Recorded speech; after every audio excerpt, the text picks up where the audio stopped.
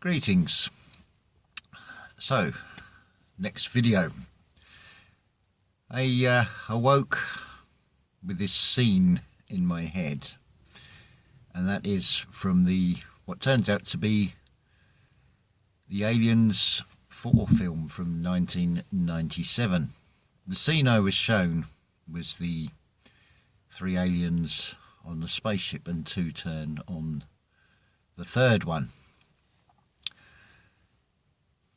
And then I thought I'd better have a refresh on this, have a look at try and find the film clip. And luckily it exists, but even more wonderful, it expands on that. It shows a previous scene as well. So what I intend to do here is I'm going to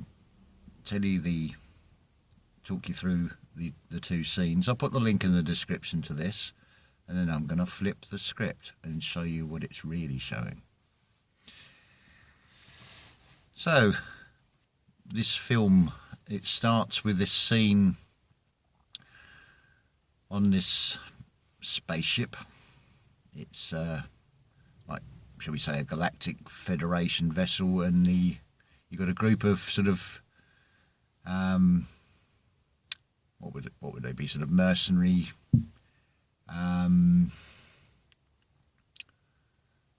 Sort of cosmic scrap metal merchants, whatever they can retrieve and sell to the system and sort of make their way. That's a sort of cosmic nomadic lifestyle. So the scene opens with basically what is like a gunfight between these 2 forces. Interestingly, the opening line is, "What the hell is going on?" To which the reply is, "We've been double-crossed, boss." And then you have this situation where you've got these, I don't know, we call them scrap metal merchants. I'm struggling to find a sort of label for them. And, or let's say freelancers. Now, one of them has these 2 pistols. I forget the sort of backstory to this, but they're sort of like permanently attached. I think they're with wires or something, so he can't let go of them. So you've now got this like a sort of almost like a government forces troops saying, "Nobody move, drop your weapons." He's got his arms up like that with these 2 pistols in his hand. I did make a note of this.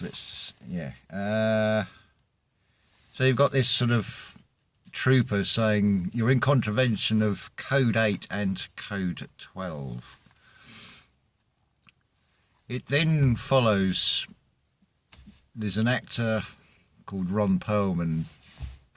He sort of gestures up to the ceiling, to the guy that's got the 2 pistols up in the air. And he looks up and he does this calculation. And he fires the pistol and it goes up, hits part of the ceiling structure, hits another bit, comes down straight through the helmet of this sort of stormtrooper behind him with this gun, and that's him gone. Interesting little scene. We then switch to the bit that came into the mind. You're now in this sort of contained laboratory glass sort of case on this spaceship with these 3 aliens in, sort of basically kept as lab rats to be studied. And it's the classic aliens with that, I think they're called xenomorphs in all the sci-fi. They've got this continuous saliva dripping down. And there's like a telepathic or non-human sort of communication between these 3, and the 2 turn on the third one and kill it. And of course, being an alien, it has acid blood, and next thing you've got a series of holes going down to the lower levels of this ship, and they escape. So now you've got these 2 scientific personnel looking rather worried and rather horrified. As this first alien is being murdered by its sort of brethren, it cuts to Sigourney Weaver, who by this stage is a sort of recreation. It's not her first existence, shall we say. And she has some of this alien blood in her. So her instinct or whatever knows what's going on, and she looks up. We then go back to the scene with the scientific lab.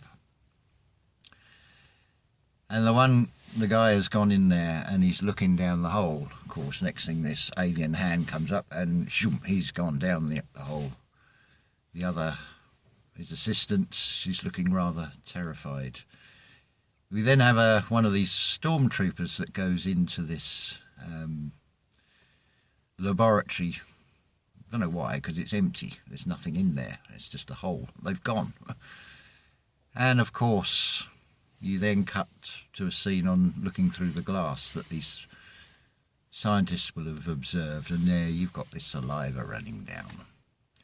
Now the tables have turned, and as in all alien films, in these alien films, the mouth opens and out comes like a tongue with teeth on the end and pushes this red button. The thing that was used to control the aliens by sort of spraying them with dry ice. Of course, the stormtrooper is sort of almost instantly frozen and his arm snaps off, and that's the end of him. And then you've got this sort of like victorious roar by this alien, and Sigourney Weaver, it cuts back to her again, and she's looking up with a big smile on her face. Quite a gruesome series of scenes.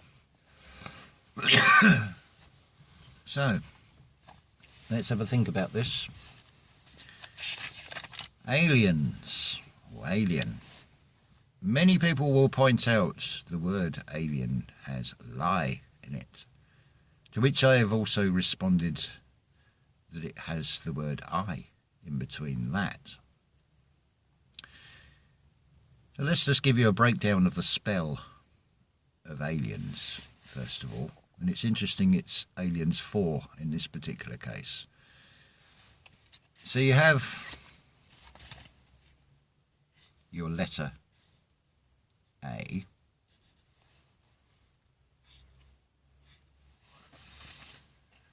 See if we can get that. Your letter A. And if you think about it, it's like two arms, as it were.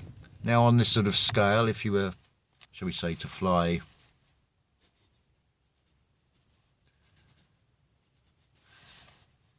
say if we were to fly aircraft, if these were buildings, then obviously it would sort of go like that. They would sort of fall. Two would become one, shall we say. Then you've got your horizontal line. It's sort of basically like a letter H, where the two vertical lines have fallen together. They've become one, two out of one. And then, of course, you've got the next letter is the L, which, as I've said before, is the lower calf, and the foot resembles the letter L. So AL, the I, is a reference to the mind's eye, the third eye. The E is energy, and the N, the empowerment, the enlightenment. It's also the sine wave. It goes up, drops down, goes up again. So aliens, so it's plural, so S for spirit. So let's go back over this film again. Let's give you the mirrored version. So it's not outer space. We're now looking at inner space. The external world is represented by that stormtrooper who's saying, don't move unless I tell you to. Do this, do that, don't do this, don't do that. Very restrictive sort of orders being barked. But the guy that's got the two pistols, he says, I can't do that. You could think of Ron Perlman as being almost like, shall we say, his guidance, his spiritual guide. He sort of gestures with his eyes to the ceiling to look up. And of course the guy with the two pistols in that, he does look up and he does a calculation in his head. He looks at the trajectory of the way the bullets are going to go and where they're going to go. And obviously the bullet goes up to the ceiling and comes down again. It's a sort of mirror of spiritual awakening, as it were. It's your higher self coming down and then returning back up, being shown in that bullet, because our weapon is our God power, our Christ consciousness within inside us. Okay? And of course, in the film, because things are mirrored and it's not going to be a good outcome, it's a bullet straight through the skull on this stormtrooper. But we're now mirroring and looking at the positive and what that's showing. So it's that your higher self force coming down and then you're connecting with it. And of course, like this duality reality will often do, it will tell you the truth and some of it will be twisted. So it is something going on in the mind, but you could see it as, instead of the bullet going in, you can see it as the activation of the pineal gland. Awaken, O sleeper, the God, the creator within you, and the opposite effect. And you'll notice also in that film, you've got the guy with the two pistols, arms are up, almost like a crucifixion, you could say. So now we go to the scene, the lab rat scene with these three aliens, and two turn on the one. What you've got there is the representation of mind, body, and ego. It's expressed often on a lot of channels about death of the ego, where you cannot have a death of the ego. It's a surrender of the ego, but the film has to show it in a violent way, of course. So it's not, you're not killing the ego, you're just taking away its ability to lead. It's also showing the sort of dark perspective on how they will turn on each other. And you can see this throughout history, whatever that is, with particularly royal families where they will murder siblings, rivals to the throne. You'll also, by its very nature, with any family, descendants, there will be more descendants, and they come from, well, not just from one, but they form like a pyramid over the generations. So to keep any family line within a certain, like bloodlines and things, you'd have to trim that vine, you'd have to trim that family, you'd have to get rid of certain branches to keep that family tree going in a certain way. So that is shown there with those aliens. Now, the Sigourney Weaver part, she is connected to those three aliens. So this is why you could say it's Aliens 4. You've got your four parts. As Rudolf Steiner would say, you've got your physical body, your ego, your etheric body, and your astral body. So that's Sigourney and these three aliens. It's one character, effectively. And when it cuts to the scene with her, she's looking up. Well, yeah, she's looking up.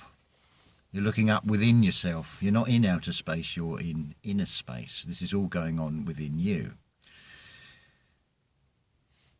And then, because these aliens have acid blood, it's acidic and therefore destructive, it creates basically what looks like a hole, a hell hole, on this vessel. Well, you are the vessel. It's not a hell hole, it's Kundalini rising. It's creating that channel that's going upwards, because remember, we flip everything with what's shown in the seance fiction, the science fiction. And of course, what also is shown there is these scientists have no idea what they're dealing with these aliens. They've, shall we say, bitten off far more than they can chew, and they realise that they can't stop these things. So this spiritual awakening, this awakening of humanity, this spiritual evolution, that is what is happening. The scientists, with their multiple played out death and destruction and enslavement of humanity, have gone a step too far. They haven't got long. This is why everything is so desperate. So yeah, it cuts back at the end to Sigourney, and she's now smiling because it's a look of bliss. It's a sort of, The ego part, that third alien, has been surrendered over to the higher self. So that's what's been shown there. You could probably, wherever you look, you're going to see this. If you just look at what is being presented, don't get too into the details, see the overall picture of the things. I mean, I didn't really think this out, it just came to me sort of fully formed, like most of these videos do. I have a habit of doing that. And it's torturous. If I can't, for whatever reason, make a video, it will keep playing over and over again and drive me absolutely nuts. So it's like, well, this information wasn't meant just for me. This is meant to be shared anyway, and spirits will push out. Jodie O'Brien, who does the prophecy poetry, has said to me as much the same thing. When she gets this inspiration to write the poetry, that it will just keep pushing and pushing, and it's like, you will write it, and you have to come to a balance with that and say, look, we'll strike a deal here. I will write it down, but I've also got a daily life to juggle with as well. You have to find your own balance within yourself. Your dialogue is with your higher self, after all. So yeah, even when something looks gruesome and looks fear, and the aliens have that acid blood, but it goes back to looking after these physical bodies. You need to be, I think it's about 7.4 on the pH scale, the alkaline. You need a certain amount of acid, something like 20% to 80%, roughly. So you could basically say, with the divine masculine representing the 20% and the divine feminine, the inner knowing, the higher self, is the greater 80%. And aliens, what exactly are aliens after all? If these vessels, these physical vessels, are a part of this realm, and you are an eternal spirit that is just having an experience, you have to ask yourself, what really is an alien? Is that yet another script that has been flipped over? Few things to ponder over there, but I'll put the link for the actual film clips in for you, and you can judge it for yourself. You may see even more in it. There's bound to be bits I've just skimmed over some of it to not make it too long, because of I don't want to be hanging on every word on every film. We're just looking at the overall picture, And it's not a case of even going out looking for it. It all came into the mind's eye, and it's like, oh, I'm being shown something here. And it just sort of all clicks into place, and a thought manifested as a video in this case. This is the other thing. You have this unseen power that you can lock into that will work with you and give you what you desire, as long as you have no negative intentions with what you desire. And you can tap into that, and it will work with you. And I've forgotten what I was going to say there. It's funny, it's like it just goes pop. Not being aware, not being conscious all the time, I suppose. Or the mind is just sort of everywhere anyway. It's picking up on higher frequencies and things, and I think I feel. Yeah, so just to end on this, as I said on the previous to last video, you've got what's going on. You've basically got exactly the same way a cell will split. It's described as the birth of new earth. Earthquakes are just basically birthing pains. But of course it's always spun as fear, and everything is spun as in a flipped over sort of way. Another one, and probably the most obvious one, if you can see the spiritual and unlock the spiritual, the emphasis on what is known as Christmas compared to Easter is completely back to front, like the rest of this reality.